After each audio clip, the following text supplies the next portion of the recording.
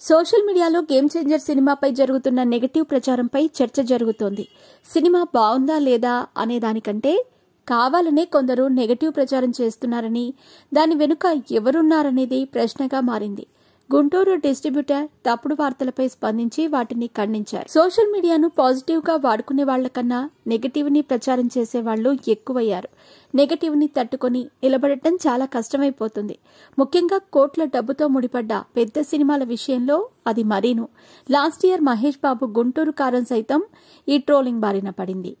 ఆ impact collections మీద పడింది. కొందరు కావాలని ఇలా నెగటివ్ ప్రచారం చేస్తున్నారని నిర్మాత సైతం బాధపడ్డారు. అలాగే విజయ్ దేవరకొండ ఫ్యామిలీ అయితే ఈ ట్రోలింగ్ కి బలైపోయింది. ఈ సంక్రాంతికి రామ్ చరణ్ వంతు వచ్చింది. సినిమా బాగుందా బాగోలేదా అనే విషయం పక్కన పెడితే నెగటివ్ ప్రచారం క్యాంపెయిన్ పెట్టి మరీ చేస్తున్నారు. ఒక్కసారిగా రామ్ చరణ్ యాంటీ ఫ్యాన్స్ అంతా కలిసి మూవీని ట్రోలింగ్ స్టార్ట్ చేస్తున్నారు. అలాగే యాంటీ ఫ్యాన్స్ ముసుగులో మరికొందరు గేమ్ చేంజర్ ను ట్రోల్ చేస్తున్నారు. ఏ హీరో ఫ్యాన్స్ ఇలా చేస్తున్నారో అందరికీ తెలుసు. అయినా నోరు విప్పలేని పరిస్థితి. ఏదన్నా ఎవరైనా అంటే గతంలో మా హీరో సినిమా అప్పుడు మీరు ఇలాగే చేశారు కదా అంటున్నారు. ఇవి చాలదన్నట్టు మొదటి రోజు హెచ్డీ ప్రింట్తో సినిమా ఆన్లైన్ లీక్ అయిపోయింది.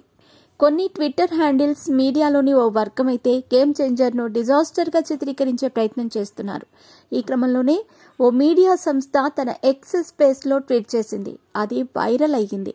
గుంటూరుకు చెందిన డిస్ట్రిబ్యూటర్ హై బీపీ వచ్చి పడిపోయాడని, వెంటనే హాస్పిటల్లో చేర్పించారని సదరు మీడియా సంస్థ ట్వీట్ చేసింది. అయితే ఈ తప్పుడు ట్వీట్ ఆయనకు చేరింది. వెంటనే సదరు డిస్ట్రిబ్యూటర్ స్పందించాడు. చెప్పుతో కొడతా నా కొడక అంటూ ఫైర్ అయ్యాడు. కొంచెం గట్టిగానే అదో టైప్లో వార్నింగ్ ఇచ్చాడు. ఈ ట్వీట్ ఇప్పుడు వైరల్ అవుతోంది.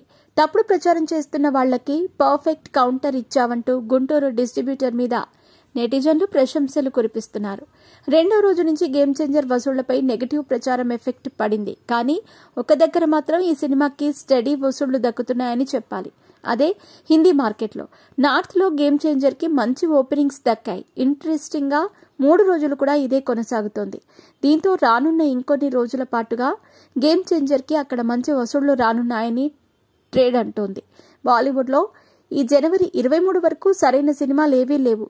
కాబట్టి అప్పటి వరకు హిందీ మార్కెట్లో మాత్రం గేమ్ చేంజర్ కి పెద్దగా ఎలాంటి ఇబ్బంది లేదని చెప్పొచ్చు.